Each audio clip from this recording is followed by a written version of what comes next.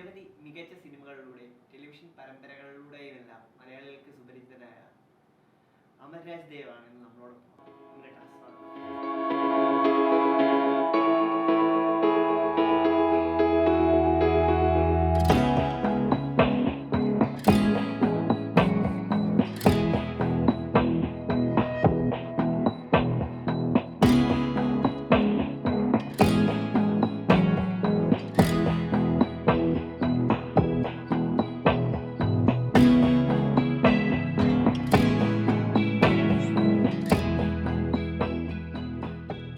അപ്പോൾ കിഷ്കിന്ധാകാന്ഡത്തിൽ എത്തി നിൽക്കുന്നു അമലേട്ടൻ്റെ ജേണി. ഇപ്പം കിഷ്കിന്ധാകാന്ഡം എന്തുകൊണ്ടാണ് അമലേട്ടന് പ്രിയപ്പെട്ടതായി മാറുന്നത്? കിഷ്കിന്ധാകാന്ഡം പ്രിയപ്പെട്ടതെന്ന് പറഞ്ഞാൽ എൻ്റെ സംവിധായകൻ എൻ്റെ വളരെ അടുത്ത സുഹൃത്താണ്.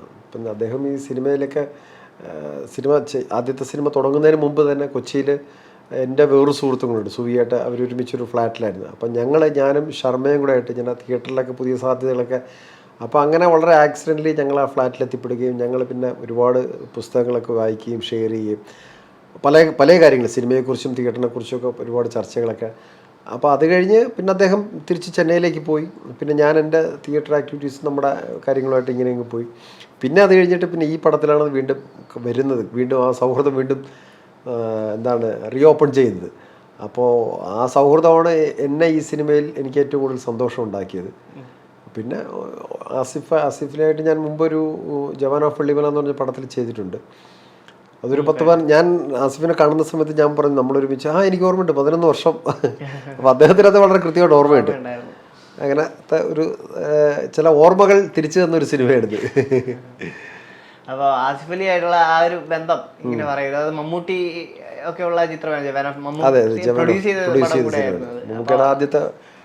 അന്നത്തെ കാലത്ത് ഒരുപക്ഷെ അമലേട്ടന് അത്രയും ശ്രദ്ധിക്കപ്പെടുന്ന കഥാപാത്രങ്ങളൊന്നും ആ സമയത്ത് കിട്ടിയില്ല. പിന്നെ ഇപ്പോൾ ചക്കപ്പഴം പോലുള്ള ജനങ്ങൾ അങ്ങ് ഏറ്റെടുത്ത കുറെ കഥാപാത്രങ്ങളുണ്ട്. അത് അങ്ങനെ എത്തിക്കഴിഞ്ഞിട്ട് ഇപ്പോൾ ആസിഫ് അലിയിൽ ആ ഒരു മാറ്റം എങ്ങനെയായിരുന്നു? അല്ല, അദ്ദേഹം തിരിച്ചറിഞ്ഞു. കാരണം ഒരുപക്ഷെ ഈ ജവാൻ ഓഫ് വെള്ളിമല ഓർമ്മയില്ലെങ്കിൽ പോലും മറ്റു പല മീഡിയാസിലും കാണുന്ന ഒരു മുഖമെന്ന നിലയ്ക്ക് അദ്ദേഹത്തിന് ഓർമ്മയുണ്ടായിരുന്നു. പക്ഷെ ഞാൻ ചെന്നപ്പോൾ ഇങ്ങനെ പറഞ്ഞിരുന്നു, നമ്മളൊരുമിച്ച് വർക്ക് ചെയ്തിട്ടുണ്ട്, ഇന്ന പടമാണ്.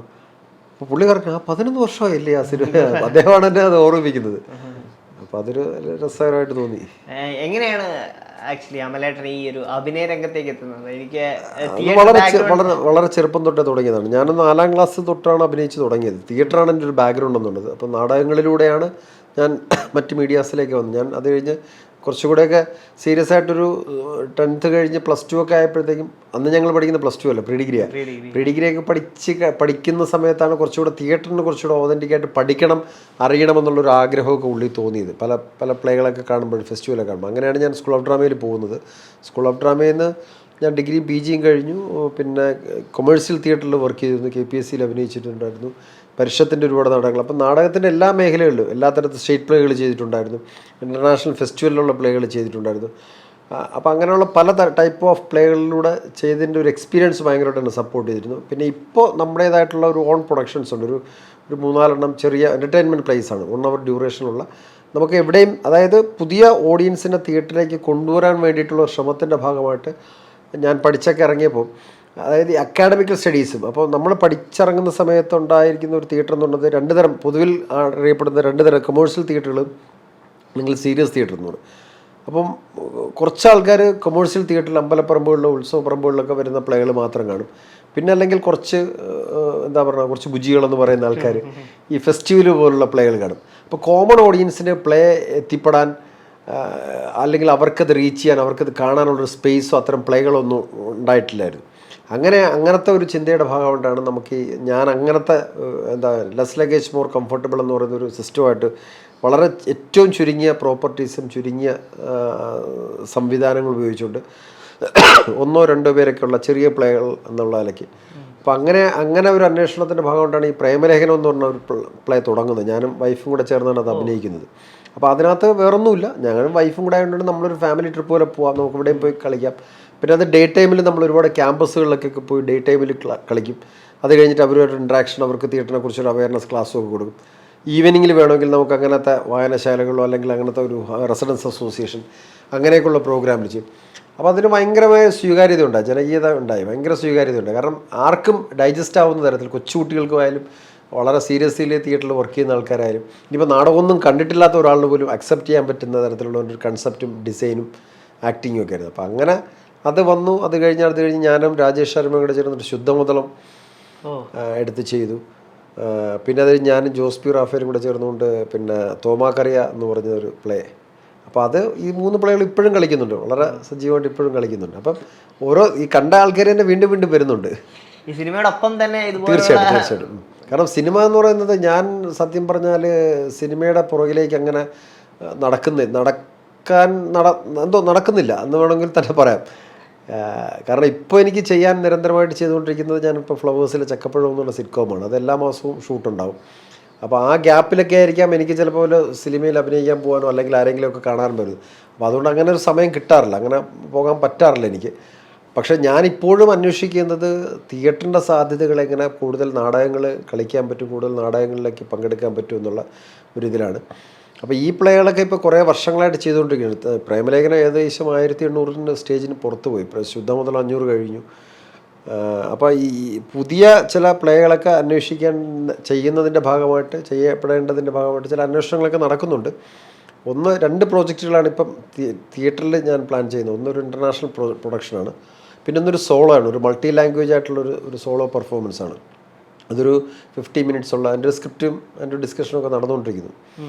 അതാണ് തിയേറ്ററിൻ്റെ പുതിയ പ്രോജക്റ്റുകൾ. ഈ സിനിമ പോലെ ഒരു ഇൻഡസ്ട്രി, ഗ്ലാമറസ് ഇൻഡസ്ട്രിയിൽ നിന്ന് തിയേറ്റർ നിലയിൽ നിൽക്കുമ്പോൾ, തിയേറ്ററിലായി ഫോക്കസ് ചെയ്യുമ്പോൾ സ്വാഭാവികമായിട്ടും ആ ഒരു സിനിമയിൽ നിന്ന് കിട്ടുന്നൊരു അഡ്വാൻറ്റേജ് ഉറപ്പായിട്ടും പ്രശസ്തി ഒന്നും കിട്ടാൻ സാധ്യത കുറവാണ്, വളരെ കുറവാണ്. അപ്പോൾ എന്തുകൊണ്ട് അത് തിരഞ്ഞെടുക്കുന്നു എന്നൊരു സ്വാഭാവികമായിട്ടും എല്ലാവരും തിരഞ്ഞെടുക്കേണ്ട സിനിമയാണ്. എല്ലാം കൊണ്ടും, പേര് കൊണ്ടും പ്രശസ്തി കൊണ്ടും സമ്പത്ത് കൊണ്ടും എല്ലാം കൊണ്ടും ലാഭം ഉണ്ടാക്കുന്ന സിനിമയാണ്. എന്തുകൊണ്ട് അവിടെ തിയേറ്റർ അല്ല, വളരെ വളരെ ജെന്യൂൻ ആയിട്ടുള്ള ക്വസ്റ്റ്യൻ. കാരണം ഇങ്ങനത്തെ ഒരു ക്വസ്റ്റ്യൻ ഒന്നും ആരും ചോദിക്കാറില്ല. എന്തുകൊണ്ട് ചെയ്യുന്നു എന്ന് വെച്ച് കഴിഞ്ഞാൽ നമുക്ക് ഇപ്പോൾ വിശപ്പ് വരുമ്പോൾ വയറ് നിറച്ച് ഭക്ഷണം കഴിക്കാം, ഏറ്റവും ആവശ്യമുള്ള അംശം കൂടിയ ആഹാരവും കഴിക്കാം. അപ്പോൾ എപ്പോഴും വളരെ ആരോഗ്യപരമായ ഒരു ചിന്ത എന്ന് പറയുന്നത് പോഷകാംശമുള്ള ഏറ്റവും വളരെ കുറച്ച് ഫുഡ് കഴിക്കുക എന്നുള്ളതാണ്. അപ്പം ഞാൻ തിയേറ്ററിനെ കാണുന്നത് ആസ് ആൻ ആക്ടർ എന്ന നിലയ്ക്ക് എനിക്ക് ഏറ്റവും കൂടുതൽ പോഷകാംശം കൂടുതൽ കിട്ടുന്നത് എൻ്റെ തിയേറ്റർ ആക്ടിവിറ്റീസിലാണ്. കാരണം ഒരു തിയേറ്ററിനെ സംബന്ധിച്ച് തിയേറ്ററിൽ നടനാണ് ഏറ്റവും നടനാണ് അതിൻ്റെ ഒരു കാതലെന്ന് പറയുന്നത്. അല്ലെങ്കിൽ നടനാണ് തിയേറ്ററിൻ്റെ ഒരു ബാക്ക് ബോൺ. നടനില്ലെങ്കിൽ നാടകം ഉണ്ടാവില്ല. പക്ഷേ സിനിമയെ സംബന്ധിച്ച് അല്ലെങ്കിൽ വിഷ്വൽ മീഡിയയെ സംബന്ധിച്ച് നടൻ വേണമെന്നില്ല. ചില പ്രകൃതി ദൃശ്യങ്ങളോ അങ്ങനെയുള്ള ചില പക്ഷികളോ മൃഗങ്ങളെയൊക്കെ വെച്ചുകൊണ്ട് നമുക്കൊരു വിഷയം കൃത്യമായിട്ട് കമ്മ്യൂണിക്കേറ്റ് ചെയ്യാം. തിയേറ്ററിൽ പറ്റില്ല എന്നല്ല, പക്ഷേ തിയേറ്ററിൽ കുറച്ചുകൂടെ ഓഡിയൻസിലേക്ക് കമ്മ്യൂണിക്കേറ്റ് ചെയ്യപ്പെടാനുള്ള മീഡിയം എന്ന് പറയുന്നത് ആക്ടറാണ്. അപ്പം ഒരു ആക്ടറിന് ഏറ്റവും കൂടുതൽ ഡെവലപ്മെൻറ്റ് ഉണ്ടാകുന്നത് അല്ലെങ്കിൽ ആക്ടറിന് ഏറ്റവും കൂടുതൽ സ്പേസ് ഉണ്ടാകുന്നതും തിയേറ്ററിലാണ്. നമ്മൾ തിയേറ്റർ ചെയ്യുന്ന സമയത്ത് നമുക്ക് ആ ക്യാരക്ടറിൻ്റെ ഒരുപാട് ഡെപ്തിലേക്ക് നമുക്ക് വളരാനും പഠിക്കാനും മനസ്സിലാക്കാനും അറിയാനും ഒക്കെ പറ്റും. അപ്പോൾ ആ ഒരു സാധ്യത തിയേറ്ററിലാണ് ഏറ്റവും കൂടുതൽ. നടൻ സ്ക്രീനിൽ വരുമ്പോൾ ഒരുപാട് പരിമിതപ്പെടും. എനിക്ക് ഇങ്ങനെ ഇരുന്നുകൊണ്ട് എൻ്റെ ഒരു ക്ലോസ് ഷോട്ടിൽ എനിക്ക് ഇങ്ങനെ ഇരുന്നുകൊണ്ട് പെർഫോം ചെയ്യാൻ പറ്റില്ല. ഇതെൻ്റെ പെർഫോമൻസ് മൊത്തം റെസ്ട്രിക്റ്റ് ചെയ്തുകൊണ്ട് ഒരുപക്ഷെ എൻ്റെ കണ്ണുകളിലൂടെ മാത്രം എൻ്റെ ചലനം കൊടുത്താൽ മതിയാവും. അല്ല ചില ബ്രീത്തിങ്ങുകളിലൂടെ മാത്രം എൻ്റെ ഇമോഷൻസ് എനിക്ക് എക്സ്പ്രസ് ചെയ്യേണ്ടി വരും. പക്ഷെ തിയേറ്ററിൽ നമ്മുടെ ഹോൾ ബോഡിയും നമ്മൾ ഉപയോഗിക്കണം. നമ്മുടെ എനർജിയും നമ്മുടെ ശബ്ദവും നമ്മുടെ ശരീരവും ഒക്കെ നമുക്ക് ഉപയോഗിക്കേണ്ടി വരും. അപ്പം ആക്ടർ എന്ന നിലയ്ക്ക് ആക്ടറിന് എപ്പോഴും ഒരു ഗ്രോത്ത് ഉണ്ടാക്കാൻ പറ്റുന്നത് തിയേറ്റർ എന്ന് ഞാൻ വിശ്വസിക്കുന്നു. ആ ഒരു എക്സ്പീരിയൻസ്, അതിൻ്റെ ഒരു ബലം നമുക്ക് ഈ മീഡിയയിലേക്കും കൂടെ ഉപയോഗിക്കാൻ പറ്റും. അപ്പം അങ്ങനെ ഉപയോഗിച്ചിട്ടുള്ള ഒരുപാട് പ്രതിഭാതനായിട്ടുള്ള നടന്മാർ സിനിമയിൽ പിന്നീട് വളരെ നമ്മളിപ്പോൾ പേര് പറയാതെ തന്നെ എല്ലാവർക്കും അറിയാം. ഒത്തിരി നടന്മാർ, അത് അവർക്ക് തിയേറ്ററിൽ നിന്ന് കിട്ടുന്നൊരു എക്സ്പീരിയൻസ്, അതിൻ്റെ ഒരു ബലമാണ് അവർക്ക് സിനിമയിൽ വളരെ സമ്പന്നമായി ഇത് കാഴ്ചവെക്കാൻ സാധിച്ചിട്ടുള്ളത്. ഇപ്പോൾ അമലേട്ടർ തന്നെ ഇപ്പോൾ തിയേറ്ററിൽ നിന്ന് ഇപ്പോൾ സിനിമയിലേക്ക് എത്തുമ്പോൾ ആ ഒരു കംഫർട്ടബിലിറ്റി ഫീൽ ചെയ്തിട്ടുണ്ടോ? ഇല്ല, എനിക്ക് അങ്ങനെ ഫീൽ ചെയ്യാൻ വേണ്ടിയിട്ടുള്ള ക്യാരക്ടേഴ്സ് ഒന്നും കിട്ടിയിട്ടൊന്നുമില്ല. ഞാനിങ്ങനെ പഠിച്ചു വരുന്നതേ ഉള്ളൂ, അറിഞ്ഞുള്ള ശ്രമങ്ങളൊക്കെ നടത്തുന്നതേ ഉള്ളൂ. പിന്നെ എപ്പോഴും ഞാൻ എൻ്റെ ഭാഗത്തു നിന്ന് ഞാൻ എപ്പോഴും അപ്ഡേറ്റ് ചെയ്യാൻ ശ്രമിക്കുന്നുണ്ട്. നമ്മൾ അപ്ഡേറ്റ് ചെയ്തില്ലെങ്കിൽ നമ്മൾ ഔട്ട്ഡേറ്റഡ് ആയിപ്പോകും. അപ്പം ഓരോ പുതിയ നടന്മാർ ചെയ്യുമ്പോഴും അല്ലെങ്കിൽ പുതിയ സ്പേസിലേക്ക് നമ്മൾ ചെയ്യുമ്പോഴും എങ്ങനെയാണ് ആ സ്പേസിൽ നമ്മൾ ആക്ട് ചെയ്യേണ്ടത്, അല്ലെങ്കിൽ ആ ക്യാരക്ടറിനെ എങ്ങനെയാണ് മറ്റുള്ളവർ റിസീവ് ചെയ്യുന്നതെന്നൊക്കെ നമ്മൾ ഓരോ തവണയും നമ്മൾ മനസ്സിലാക്കാൻ ശ്രമിച്ചില്ലെങ്കിൽ നമ്മൾ അക്കാഡമിക്കലി പഠിച്ച ഒരാളാണ് അല്ലെങ്കിൽ സ്റ്റേറ്റ് അവാർഡ് വിന്നറാണെന്ന് പറഞ്ഞിട്ട് ഒരു കാര്യമില്ലാതായി നമ്മൾ ഏതെങ്കിലും ഒരു മൂലയിൽ പോയിരിക്കേണ്ടി. അപ്പോൾ അതിൻ്റെ ഒരു അന്വേഷണം ഇപ്പോഴും നടത്തിക്കൊണ്ടിരിക്കുന്നുണ്ട്. അപ്പോൾ ഇതെങ്ങനെ നമുക്ക് തിയേറ്ററിൻ്റെ ഈ പറയുന്ന ഒരു ബലം, ഒരു ഊർജ്ജത്തെ നമുക്ക് എങ്ങനെ ഈ വിഷ്വൽ മീഡിയയിലേക്ക് കൺവേർട്ട് ചെയ്തെടുക്കാൻ പറ്റും, അതത്ര എളുപ്പമല്ല. പക്ഷേ അതിനൊരു നേക്കുണ്ട്. ആ നേക്ക് മനസ്സിലാക്കി കഴിഞ്ഞാൽ വളരെ ഈസി ആയിട്ട് നമുക്ക് ഓപ്പറേറ്റ് ചെയ്യാനും പറ്റും. അപ്പോൾ അതിൻ്റെ ഒരു പ്രോസസ്സിലാണിത്. സിനിമകളിൽ അധികം വേഷങ്ങൾ അതുപോലെ ലഭിച്ചിട്ടില്ല എന്ന് പറയുന്നു. എങ്കിലും മാലിക്കിലെ പോലെയുള്ള കഥാപാത്രങ്ങളൊക്കെ ഇപ്പോഴും വളരെ സ്ട്രൈക്കിംഗ് ആയ ഒരു കഥാപാത്രങ്ങൾ തന്നെയാണ്. ക്രിസ്റ്റഫറിലെ മമ്മൂക്കയുടെ ഫാദർ-ഇൻ-ലോ ആയിട്ടുള്ള ആ ക്യാരക്ടർ, അങ്ങനെയൊക്കെ ഒരുപാട് കഥാപാത്രങ്ങൾ ശ്രദ്ധിക്കപ്പെട്ടതാണ്. അപ്പം അതുപോലുള്ള ക്യാരക്ടർ കൊണ്ട് നേടിയെടുത്ത ആ പോപ്പുലാരിറ്റി ഇപ്പം അമരേട്ടൻ പറഞ്ഞ ഈ തിയേറ്ററിനെ എസ്റ്റാബ്ലിഷ് ചെയ്യേണ്ട ഈ പറഞ്ഞ കുറെ ഡ്രീംസ് പറഞ്ഞു അമലേട്ടൻ, അതിനെ അത് ഉപകാരപ്പെടാം.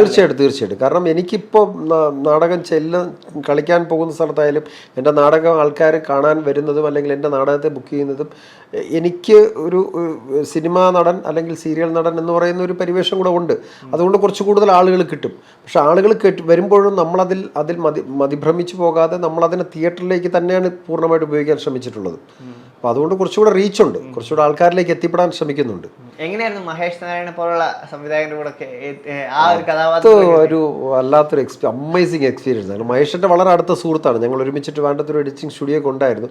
പക്ഷെ അപ്പോൾ പോലും മഹേഷ് ഈ സ്റ്റോറി മുഴുവൻ എന്നോട് പറയുമ്പോൾ ഞാൻ ഈ സ്റ്റോറി പറഞ്ഞിട്ട് മഹേഷിൻ്റെ അടുത്ത് ഈ ക്യാരക്ടർ ചെയ്തു തരണമെന്നാണ് എന്നോട് പറഞ്ഞത്. ഞാൻ പറഞ്ഞു, മഹേഷ് ഇതൊരു നാടകമാണ് ചെയ്യാൻ പറഞ്ഞെങ്കിൽ ഞാൻ കണ്ണുടച്ചുകൊണ്ട് ഇത് ക്യാരക്ടറുണ്ട്. പക്ഷേ സിനിമ എന്നുള്ള ഒരു ഗ്രാമർ എനിക്കറിയില്ല, എനിക്ക് അറിഞ്ഞൂടാ. കാരണം ഞാൻ എൻ്റെ അറിവായ കാലം മുതൽ ഞാൻ പഠിച്ചതും കണ്ടതും ശീലിച്ചതും ചെയ്യുന്നതും ഒക്കെ തിയേറ്ററാണ്.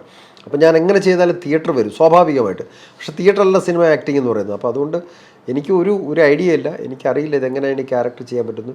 ഞാൻ എന്നെ അങ്ങ് വിട്ടു തന്നിരിക്കുകയാണെന്ന് പറഞ്ഞത്. അത് മഹേഷാണ് അതിനെ ശരിക്കും. മാലിക്കിൽ എന്തെങ്കിലും ആൾക്കാരുടെ മനസ്സിലേക്ക് ഞാൻ എത്തിപ്പെട്ടിട്ടുണ്ടെങ്കിൽ അത് എൻ്റെ മിടുക്കൊന്നുമില്ല. എന്നിലുണ്ടായിരിക്കുന്ന കംപ്ലീറ്റ് സാധ്യതകൾ മഹേഷ് അത് കൃത്യമായിട്ട് അതിലേക്ക് പ്ലേസ് ചെയ്തു എന്നുള്ളതാണ്. അതാണ് ഡയറക്ടറിൻ്റെ ബ്രില്യൻസ് ആണ്. തീർച്ചയായിട്ടും ആ ഒരു സന്ദർഭത്തിൽ അല്ല, അതിനകത്ത് ഭയങ്കര ഒരു ടീം വർക്ക് ഉണ്ടായിരുന്നു. ഇപ്പം ഞാൻ ഈ ഭഗതിനോട് വർക്ക് ചെയ്തിട്ടുണ്ട്. വിനയ് ഫോർട്ടിനെ വളരെ വർഷങ്ങളായിട്ട് അറിയാം. തിയേറ്ററിലുള്ള കാലം തൊട്ട് വിനയനെ അറിയാം, ദിനേഷിനെ അറിയാം, പിന്നെ മഹേഷ് സുഹൃത്താണ്. അപ്പോൾ അങ്ങനെയുള്ള ഒരു കോക്കസ് ഓഫ് ഒരു സൗഹൃദം വളരെയധികം സപ്പോർട്ട് ചെയ്ത ക്യാരക്ടേഴ്സ് തമ്മിലുള്ളൊരു ഗിവൺ ടേക്ക്. പിന്നെ ഇത് റിവേഴ്സ് മോഡാണ് ഷൂട്ട് ചെയ്തത്. അപ്പോൾ ഓരോരുത്തരും ഓരോ ദിവസം കഴിയുന്നവരും ചെറുപ്പമായിക്കൊണ്ടിരിക്കുകയാണ്. അപ്പോൾ അത് ഭയങ്കര രസകരമായിട്ടുള്ള ഒരു റിവേഴ്സ് മോഡായിരുന്നു. അതൊക്കെ ഭയങ്കര സപ്പോർട്ട് ചെയ്തിരുന്നു. ഇപ്പൊ ക്രിസ്റ്റഫറിലെ മമ്മൂക്കയുടെ മലയാളത്തിന്റെ മഹാനടനായ മമ്മൂക്കയോടൊപ്പം ഉള്ള ആ ഒരു എക്സ്പീരിയൻസ് എങ്ങനെ ഉണ്ടായിരുന്നു? മമ്മൂക്ക നമ്മളിപ്പോൾ എല്ലായിടത്തും എല്ലാവരും പറയുന്നതാണ്. മമ്മൂക്ക നമ്മളെ പെട്ടെന്ന് ദേഷ്യപ്പെടും, വഴക്ക് പറയും എന്നൊക്കെ പറയും.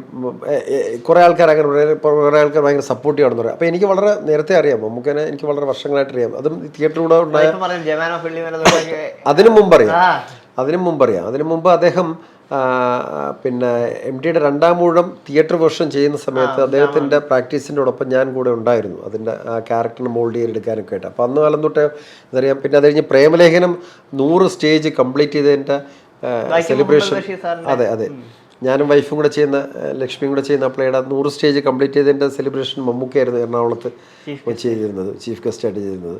അപ്പോൾ ആ കാലം തൊട്ടേ എനിക്കറിയാം. അങ്ങനെയാണ് പിന്നീടുള്ള സൗഹൃദങ്ങളൊക്കെ ഉണ്ടാകുന്നത്. അപ്പോൾ ഇതിൽ ചെല്ലുന്ന സമയത്ത് എൻ്റെ ക്യാരക്ടർ കുറച്ച് ഡോമിനൻ്റ് ആണ്. മമ്മൂക്കായുടെ ക്യാരക്ടറിനേക്കാൾ മുകളിൽ നിൽക്കേണ്ട ഒരു ക്യാരക്ടറാണ്. കാരണം അമ്മായി അച്ഛനാണ്. അത് മാത്രമല്ല അതിനകത്തൊരു നെഗറ്റീവ് ഷെയ്ഡും കൂടെ ഉണ്ട്. അപ്പോൾ ഒരു കോമ്പിനേഷൻ സീനിൽ ഞാൻ അദ്ദേഹത്തിൻ്റെ മുഖത്ത് നോക്കി വളരെ റഫായിട്ട് സംസാരിക്കുന്ന ഒരു സീക്വൻസ് ഒക്കെ ഉണ്ട്. അപ്പോൾ സ്ക്രിപ്റ്റൊക്കെ നമ്മൾ പഠിച്ചെങ്കിലും നമ്മളിത് പറയേണ്ടത് മമ്മൂക്കയുടെ അടുത്താണ്. കാരണം മമ്മൂക്ക മൊത്തം സിനിമ അത്രയും പാഷനേറ്റായിട്ട് കൊണ്ടുനടക്കുന്ന ഒരാളാണല്ലോ. അപ്പം ഞാൻ ആദ്യത്തെ 1-2 തവണ ഒരു ഷോട്ട് വെച്ചിട്ടും അദ്ദേഹം ഇങ്ങനെ നോക്കി നിൽക്കുകയാണ്, ആ ഫ്രെയിമിൽ കാണുന്ന പോലെ തന്നെ നോക്കി നിൽക്കുകയാണ്. അപ്പം ഞാൻ എന്താണ് ചെയ്യുന്നതെന്നുള്ളൊരു വാച്ചിങ്ങും കൂടെ അതിനകത്ത് നടക്കുന്നുണ്ട്. അപ്പോൾ ഈ നോട്ടം എനിക്ക് ചെറിയൊരു അയ്യോ ഞാൻ ചെയ്തത് ശരിയാണോ എന്നൊക്കെയുള്ളൊരിതുണ്ടായില്ല. അപ്പോൾ പുള്ളി ഒരു സെക്കൻഡ് കൂടെ എൻ്റെ അടുത്ത് നോക്കി. അപ്പോഴത്തേക്ക് ഉണ്ണി സാർ ഓക്കെ കട്ട് നമുക്ക് വേറൊരു രീതി പറഞ്ഞു നോക്കാമെന്ന് പറഞ്ഞപ്പോൾ നമുക്ക് അമലഞ്ഞു വന്ന് പറഞ്ഞിട്ട് എന്നെ വിളിച്ചുകൊണ്ട് മാറ്റി നിർത്തിയിട്ട് എൻ്റെ അടുത്ത് കുറച്ച് റഫായിട്ടൊക്കെ സംസാരിച്ചു. ഒരല്പം ഇതായിട്ട് എന്നെ എന്നെ ഇൻസൾട്ട് ചെയ്യുന്ന തരത്തിലുള്ള കുറച്ച് റഫായിട്ട് സംസാരിച്ചു. അപ്പം ഞാനിങ്ങനെ പറഞ്ഞു, അമല ഇതാണ് ക്യാരക്ടർ, അതിനകത്ത് അമലും മമ്മൂക്കയല്ല ഇവിടെ നിൽക്കുന്നത്. ആ ക്യാരക്ടേഴ്സ് അത്രയും നമ്മൾ അതിനകത്ത് അത്രയും ബോൾഡായിട്ട് നിന്ന് ചെയ്യുക എന്ന് പറയുന്ന ഒരു സിഗ്നൽ നമുക്ക് കിട്ടിക്കഴിഞ്ഞു. അപ്പോൾ ആ സിഗ്നൽ കിട്ടിയപ്പോൾ നമുക്കൊരു കോൺഫിഡൻസ് ആയി. അപ്പോൾ ആ ഒരു അദ്ദേഹം ആ സിനിമയിൽ കാണുന്നവർ 2 തട്ടൊക്കെ തട്ടിയപ്പോഴത്തേക്ക് നമ്മൾ എനർജറ്റിക്കായി. അപ്പോൾ അത് ഭയങ്കരമായിട്ട് സപ്പോർട്ട് ചെയ്തു. കാരണം നമ്മളിപ്പോൾ എന്ത് പറഞ്ഞാലും ഒരുപാട് ആൾക്കാർ നമ്മളങ്ങനെ പറഞ്ഞു കേട്ടിട്ടുണ്ട്. അതൊരു ഒരു എക്സ്പീരിയൻസ് തന്നെയാണത്. അദ്ദേഹത്തിൻ്റെ ഒരു എന്താ പറയുക ഒരു കൺസേൺ, ഒരു ബ്ലെസ്സിങ് ഉണ്ടാവുക എന്ന് പറയുന്നത്. ഏതാണ് ഇനിയിപ്പോൾ അമലേട്ടൻ്റെ ഫ്യൂച്ചർ പ്രോജക്ട്സ്? ഇപ്പം തിയേറ്ററുകളിൽ കുറേ പ്ലാനുകൾ പറയുന്നു, എന്തൊക്കെയാണ് ഇനി അടുത്ത ഫ്യൂച്ചർ? ഇല്ല, ഞാൻ ഫോക്കസ് ചെയ്യുന്നത് തിയേറ്റർ തന്നെയാണ്. ഇപ്പോഴും ഫോക്കസ് ചെയ്യുന്നത് തിയേറ്ററിലേക്കാണ്. ബാക്കി സിനിമയും സീരിയലും ഒക്കെ വന്നു ചേരുന്നതാണ്. അത് നമ്മൾ അങ്ങോട്ട് പോയി അന്വേഷിക്കേണ്ട കാര്യമില്ല. ഇനി എൻ്റെ ഒരു എക്സ്പീരിയൻസ് വെച്ചിട്ട് എനിക്ക് പറയുന്നത്. അപ്പോൾ നമ്മൾ എന്താ പറയുക, നമ്മൾ വളരും തോറും കൂടുതൽ അറിയാൻ ശ്രമിക്കുക എന്നുള്ളതാണ് എൻ്റെ ഒരു പോളിസി. അപ്പോൾ അതുകൊണ്ട് തിയേറ്ററിൽ നമ്മൾ വർക്ക് ചെയ്യും. ഇപ്പം ശർമ്മ എപ്പോഴും പറയും ശുദ്ധമതലം കളിക്കുക എന്ന് പറയുന്നത് അത് ശരിക്കും ഞാനും ശർമ്മയും തമ്മിലുള്ള ഭയങ്കരമായിട്ടുള്ള ഒരു ഗിവ് ആൻഡ് ടേക്കണാണ് ആ പ്ലേ മുന്നോട്ട് കൊണ്ടുപോകുന്നത്. അപ്പോൾ അത് ഓരോ തരത്തിലുള്ള ഓരോ പെർഫോമൻസും ഭയങ്കര ഡിഫറെൻ്റ് ആയിരിക്കും. അപ്പോൾ ഇന്നലെ അതിൻ്റെ ഒരു കണ്ടന്റ് ബേസിക് കഥ ഒന്നാണെങ്കിൽ പോലും പെർഫോമൻസിലും ആക്ടിങ്ങിലും ഭയങ്കരമായിട്ട് വ്യത്യാസമുണ്ട്. അത് നമ്മൾ തമ്മിലുണ്ടായിരിക്കുന്ന ഒരു കെമിസ്ട്രിയും കൂടെയാണത്. അപ്പോൾ അത് കുറേ കഴിയുമ്പോൾ ശർമ്മ വേണ്ട നമുക്കൊന്ന് റിഹേഴ്സലൊക്കെ ചെയ്തൊന്ന് പ്രാക്ടീസ് ചെയ്ത് നോക്കില്ല. കാരണം നമുക്കൊരു പാഠമാണ്. നമ്മുടെ ഈ ഇടയ്ക്ക് നമ്മൾ ചില കാര്യങ്ങൾ മറന്നു പോകുമ്പോൾ നോട്ട് ബുക്കൊക്കെ എടുത്ത് നോക്കുന്നത് പോലെ നമ്മളൊന്ന് ഫ്രഷപ്പ് ചെയ്യാൻ പറ്റുന്ന ഒരു എക്സ്പീരിയൻസ് ആണ് തിയേറ്റർ എന്ന് പറഞ്ഞത്. അപ്പോൾ അതുകൊണ്ട് ഞാൻ ഫോക്കസ് ചെയ്യുന്നത് തിയേറ്ററിൽ തന്നെയാണ്. പിന്നെ ഇതിനിടയിലും മറ്റ് അവസരങ്ങളൊക്കെ വന്നുകൊണ്ടിരിക്കുന്നുണ്ട്. ഇനിയും കുറേ പടങ്ങൾ വരാനുണ്ട്. ഇപ്പോൾ നമ്മുടെ കിഷ്കിന്ധാകാന്ഡത്തിലെത്തി നിൽക്കുമ്പോൾ സംവിധായകൻ പ്രിയപ്പെട്ട സുഹൃത്താണെന്ന് പറയുന്നത്. അപ്പോൾ കക്ഷി അമ്മിണിപ്പിള്ളയ്ക്ക് ശേഷം വരുന്ന ചിത്രമാണ്. അപ്പോൾ അദ്ദേഹം എങ്ങനെയാണ് ഇപ്പോൾ ഈ ചിത്രത്തെ കൺസീവ് ചെയ്തിരിക്കുന്നത്? എന്തുകൊണ്ട് മലയാളി പ്രേക്ഷകർ കിഷ്കിന്ധാകാന്ഡം കാണണമെന്നൊക്കെ ചോദിച്ചു കഴിഞ്ഞാൽ എന്തായിരിക്കും? കിഷ്കിന്ധാകാന്ഡം എനിക്ക് ബേസിക്കലി ഇതിൻ്റെ ഒരു സ്റ്റോറി ഫുള്ളൊന്നും അറിയില്ല. കാരണം ഞാൻ അതിനകത്ത് വളരെ ചെറിയ ഒരു ക്യാരക്ടറാണ് ചെയ്യുന്നത്. ഒരു ഫോറസ്റ്റ് ഓഫീസറുടെ ഒരു ക്യാരക്ടറാണ് ചെയ്യുന്നത്. അപ്പോൾ സ്വാഭാവികമായി അദ്ദേഹത്തിൻ്റെ ആദ്യത്തെ സിനിമ തന്നെ ജനങ്ങളുടെ ഇടയിൽ ഒരു ശ്രദ്ധിക്കപ്പെട്ട ഒരു വിഷയമാണ്. ആസിഫ് അലി അപർണയുടെ ആ ടീമും ഈ ഡയറക്ടറുടെ ഒരു കൂട്ടുകെട്ട് ആൾക്കാർക്ക് ഒരു കോൺഫിഡൻ്റ് ഉണ്ട്, ഒരു എന്താ പറയുക, ഒരു വിശ്വാസമുള്ളൊരു കെട്ടെന്ന് പറയുന്നത് പോലുള്ള ഒരു ഇതുണ്ട്. അപ്പോൾ സ്വാഭാവികമായി ഈ പടത്തിലും ആൾക്കാർക്ക് ആ ഒരു എക്സ്പെക്റ്റേഷൻ ഉണ്ടാവും. അത് തീർച്ചയായിട്ടും ആൾക്കാർ പ്രതീക്ഷിക്കുകയും ചെയ്യുന്നുണ്ട്. അതുണ്ടാവുമെന്ന് നമുക്ക് പറയാം. ഏതായാലും അമലേട്ടൻ്റെ ഫ്യൂച്ചർ പ്രോജക്ട്സുകളെല്ലാം അമലേട്ടൻ വിചാരിക്കുന്ന പോലെ എല്ലാ ശുഭാപ്തി രീതിയിൽ ചേരട്ടെ. എല്ലാ ആശംസകളും നേരുന്നു. എല്ലാം okay, thank you so much. ശരി.